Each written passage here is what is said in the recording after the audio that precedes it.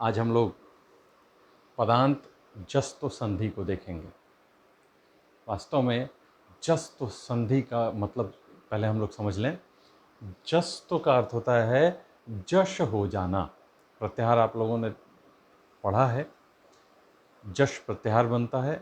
जश प्रत्याहार के अंतर्गत ज, ब, ग, ड, द ये वर्ण आते हैं, अर्थात प्रत्येक वर्ग के तृतीय वर्ण आते हैं। तो कोई भी वर्ण हो उसके जगह पे वर्ग का तृतीय वर्ण आ जाना, ऐसा जिस संधि में होता है उसे हम जस्तो संधि कहते हैं। ये जस्तो संधि दो तरह की होती है, पदांत जस्तो संधि और अपदांत जस्तो संधि। आज हम लोग पदांत जस्तो संधि को देखेंगे। पदांत का मतलब पद के अंत में कोई वर्ण आया, किसी भी वर्ग का पहला, दूसरा, तीसरा या चौथा वर्ण आया, अथवा श, श या स या ह आया, उसके स्थान पर किस स्थिति में उसी वर्ग का तीसरा वर्ण हो जाता है, यही इस संधि के अंतर्गत बताया जाना है। सूत्र है झलाम जशो अंते। पीछे की चीज को थोड़ा मैं अपने यादाश्त में ला दें। जशो अंते, यहां स्वर संधि हुई है। वो स्वर संधि कौन सी होगी, अगर आपको याद होगा तो निश्चित रूप से आप बता सकते हैं, ये पूर्व रूप संधि है। क्यों? यहां अवग्रह हमको दिख रहा है, इसका मतलब ही है कि यहां अ था और अ पूर्व रूप संधि के बाद हट गया। तो हम लोग इसकी वृत्ति को देखते हैं, क्या यह सूत्र कह रहा है, इसको देखते हैं। कहता है पदांते, पद के अंत में आने वाले झल के स्थान पर जश हो जाता है। मतलब झल प्रत्याहार का कोई वर्ण जो कि किसी भी पद के अंत में आया हो, वो उसके स्थान पर जश हो जाता है। कब, यह सूत्र नहीं बता रहा है। मतलब सामान्य रूप से स्वर आए अथवा व्यंजन वर्ण आए, दोनों ही स्थितियों में वह झल जो है जश में परिवर्तित होगा। अगर हम लोग चार्ट के माध्यम से देखें तो चार्ट हमारा बनेगा पद के अंत में आया हुआ झल, इस झल के बाद या तो स्वर वर्ण आए या व्यंजन वर्ण आए, तो यह जो झल है, झल प्रत्याहार के अंतर्गत आने वाला जो वर्ण है, वो जश प्रत्याहार के अंतर्गत आने वाले वर्ण में बदल जाता है। विस्तृत रूप से इसको समझें, क्योंकि झल में कौन कौन से वर्ण हैं, जश में कौन कौन से वर्ण हैं, ये हम बार बार रिकॉल नहीं कर सकते। इसलिए इसको सामान्य शब्दों में, आसान शब्दों में समझें कि यदि किसी भी वर्ग का, 5 वर्ग हम लोग जानते हैं, कवर्ग, चवर्ग, टवर्ग, तवर्ग, पवर्ग, इन 5 वर्गों में से किसी भी वर्ग का अगर पहला, दूसरा, तीसरा, चौथा वर्ण या तीनों जो श हैं, तालव्य श, मूर्धन्य श और दंत्य श, अथवा ह, इसके बाद कोई स्वर आए या कोई व्यंजन वर्ण आए, तो ये जो वर्ण हैं, पद के अंत में आए हुए जो झल प्रत्याहार के अंतर्गत आने वाले वर्ण हैं, वो अपने ही वर्ग के तीसरे वर्ण में बदल जाते हैं। सपोज कीजिए, मान लीजिए कि यदि कवर्ग का पहला वर्ण क आया है पद के अंत में, और उसके बाद कोई स्वर आया या व्यंजन वर्ण आया, तो वो क जो है वो क्या होगा, कवर्ग के ही तीसरे वर्ण ग में बदल जाएगा। हम लोग एक एक उदाहरण देखते चलते हैं और समझने का प्रयास करते हैं। जैसे पहला उदाहरण है वाक्दानम। यहां पद हमें मिला वाक। इस वाक पद में अंतिम अक्षर है क। झल प्रत्याहार के अंतर्गत आएगा क्योंकि यह कवर्ग का पहला वर्ण है। इस क के बाद व्यंजन वर्ण आया द।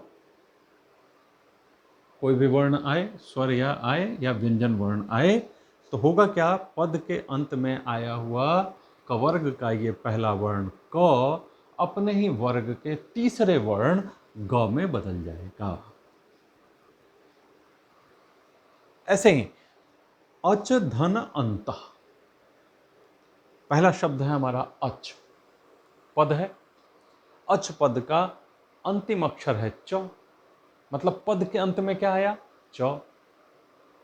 ये च झल प्रत्याहार के अंतर्गत आता है क्योंकि ये च वर्ग का पहला वर्ण है।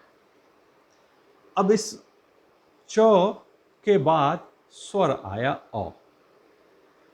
हमें इससे कोई मतलब नहीं है कि स्वर आए या व्यंजन आए, पद के अंत में किसी भी वर्ग के ये वर्ण अथवा तीनों स या ह आना चाहिए।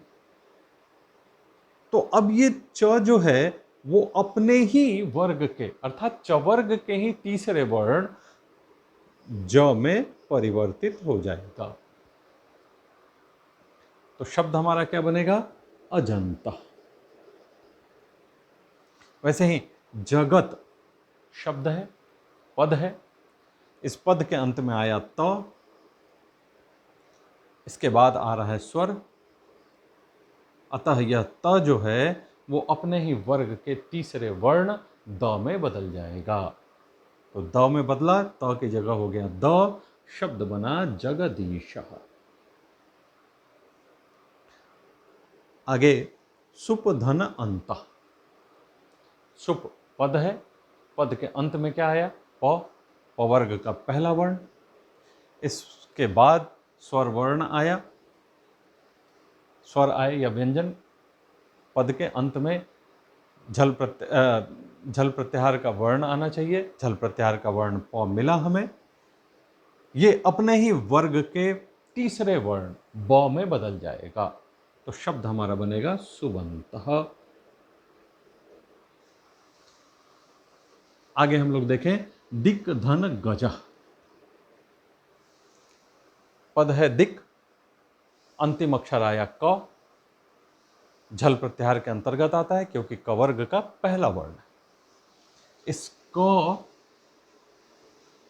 में परिवर्तन होगा और ये क ग में बदल जाएगा, अपने ही वर्ग के तीसरे वर्ण ग में बदलेगा। तो शब्द हमारा क्या बनेगा, दिग्गजः। क का ग हो गया है, शब्द बना है दिग्गजः। वैसे ही दिक् धन विजयः, सेम प्रक्रिया है, समान है। क की जगह ग हुआ, क्यों, क्योंकि बाद में व्यंजन वर्ण है। शब्द हमारा बना दिग्विजयः। अंतिम उदाहरण हम लोग ले लें, षट धन आननः। वास्तव में ये पहले होना चाहिए था, गणेश जी को हम लोगों को सबसे पहले रखना चाहिए था, अंत में भी आए तो ठीक है, मंगलाचरण है, अंत में भी आना शुभ है।